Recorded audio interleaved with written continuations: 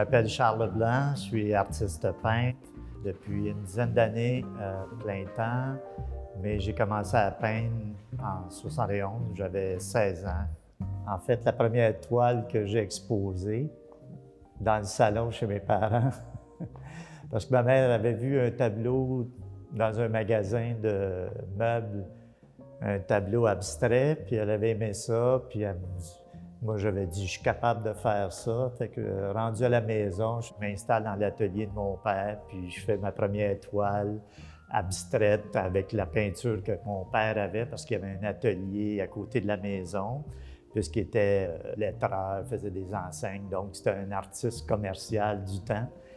Le lendemain, j'ai présenté ma toile, puis là, ma mère trouvait ça beau. Puis ils l'ont exposé dans le salon depuis ce temps-là. Puis je l'ai récupéré il y a une couple d'années pour la montrer dans mes expositions.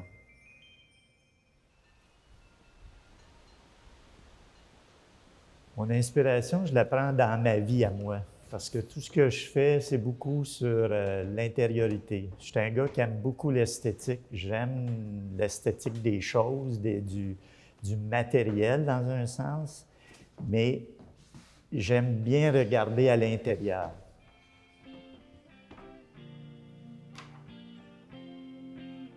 Moi, je travaille avec des thèmes que je commence, puis j'exploite à peu près au maximum, ou en tout cas pour une série.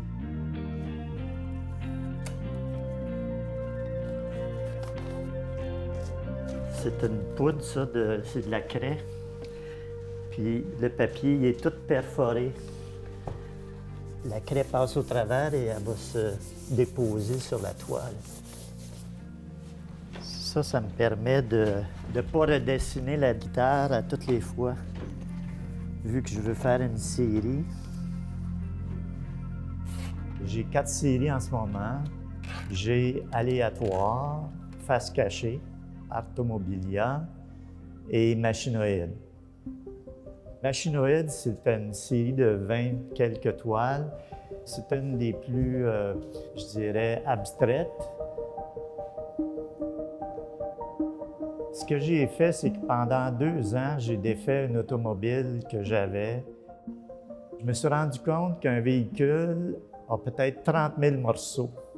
Chacune des pièces est un design que quelqu'un a fait, un ingénieur qui a composé, et elle a une forme. Puis, à partir de cette forme-là, moi, ce que j'ai fait, c'est que j'ai humanisé cette forme-là.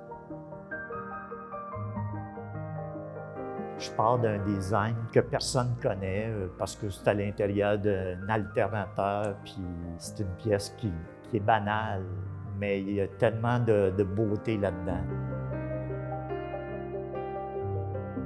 C'est souvent des pièces intérieures, du filage, des choses comme ça, que j'ai humanisé parce que si on regarde l'humain qui est à travers une voiture, c'est immense. À partir des pièces qui sont dessinées, à partir des pièces qui sont manufacturées dans tous les endroits, tous les gens qui travaillent, de la secrétaire au gars qui transporte, il y a beaucoup d'humanité dans une pièce automobile.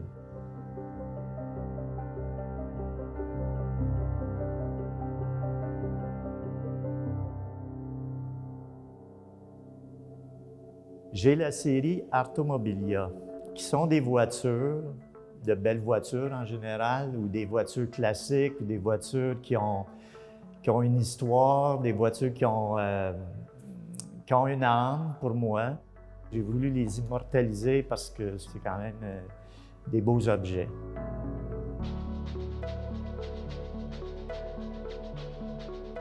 Mon style dans les voitures, c'est un peu pour traduire les sensations que l'on vit à travers la voiture, soit la regarder ou soit la conduire, ou les gens qui y ont travaillé. La voiture est un prétexte à faire une histoire. Ces voitures-là ont des histoires, que ce soit le gars qui la conduit ou ceux qui l'ont fabriquée, il y a une énergie à l'intérieur. Je me sers de la coque pour démontrer l'énergie qu'il y a à travers une voiture.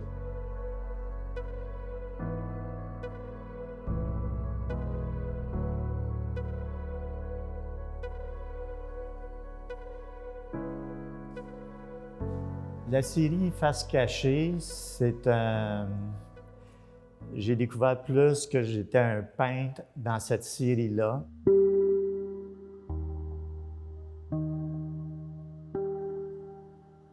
Quand j'ai trouvé l'idée de me servir de l'icône de la burqa, qui est en fait une face cachée, je trouvais que tout le monde en a un petit peu une face cachée. Moi, j'étais homme d'affaires publicitaire, donc ma face cachée, c'était d'être peintre.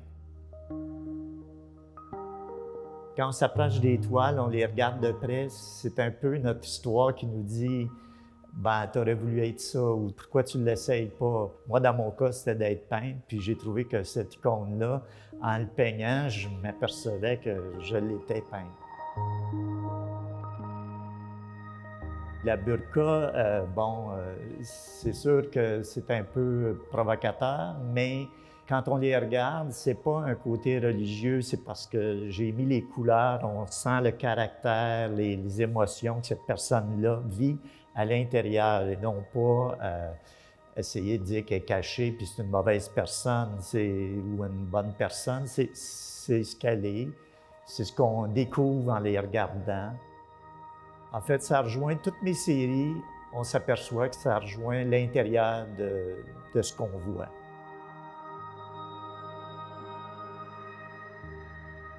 L'autre série aléatoire, c'est des histoires aussi.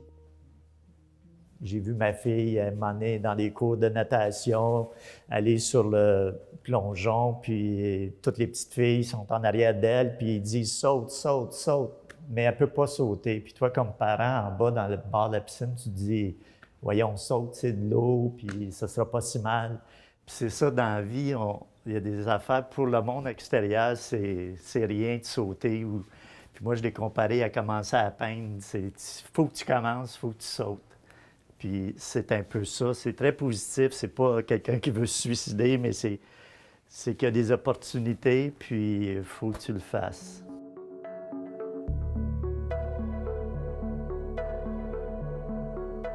Dans Aléatoire, j'ai des portraits aussi, des portraits des gens qui m'ont inspiré. J'ai fait Jack Nicholson, qui lui est un personnage où il va aux extrêmes, puis il est fait d'une façon avec des épaisseurs. Je pense que je l'ai fait 4 fois. Donc, ça donne une profondeur au personnage, ça donne une profondeur à ce qu'il peut faire. Contrairement à Amy Winehouse, où elle est vraiment plus d'un jet, plus jeune, plus fresh.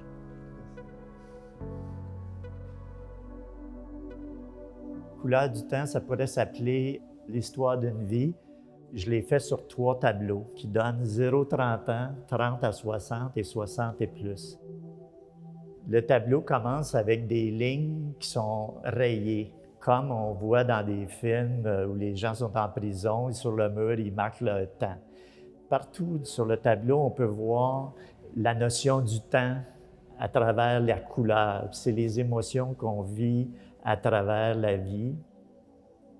Dans la toile, elle raconte cette vie-là à partir de bébé où on compte les jours, les mois et tout ça.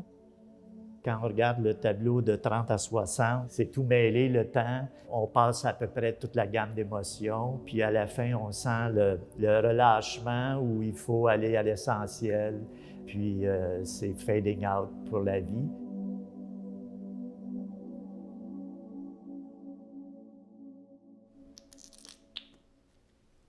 J'y vais avec beaucoup de matière. J'aime la matière, j'aime l'huile parce que je peux la défaire le lendemain, je peux travailler dessus.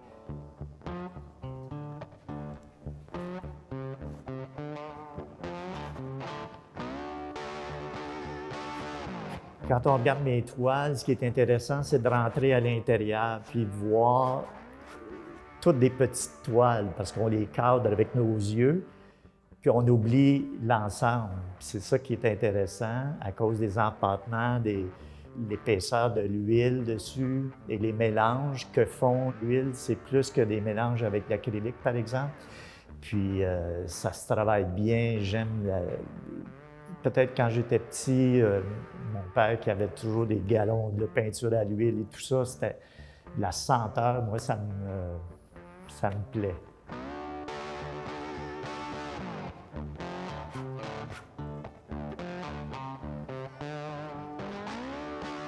Mon style, c'est peut-être automatiste. J'y vais avec la musique, avec ce que je veux rendre, mais c'est très libre.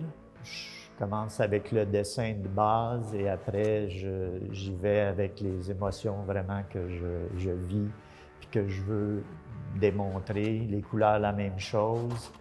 Puis on s'aperçoit que à chaque jour, selon la journée que tu les fais, tu n'as pas la même coloration, tu n'as pas la même parce que tu es dans un autre mood.